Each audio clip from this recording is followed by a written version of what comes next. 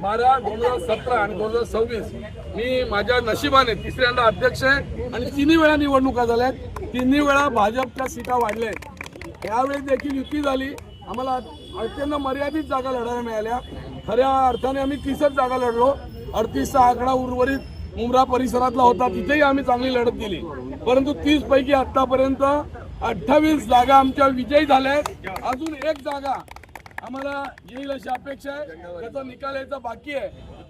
परंतु निकालाचा जर रेशो बघितला, स्ट्राईक रेट हा जो शब्द सध्या चालतो, तो स्ट्राईक रेटचा जर विचार केला तर भारतीय जनता पार्टीने ठाणे शहरात अत्यंत उत्तम कामगिरी केलेली आहे आणि युतीत राहून देखील आम्ही आमची वाढ करण्यामध्ये यशस्वी झालेलो आहोत. आणि आज आमच्या जवळपास 23च्या आत्ता 28 म्हणजे 5 सीट वाढल्यात. अजून एखाद दुसरी सीट वाढू शकते अशी स्थिती आहे.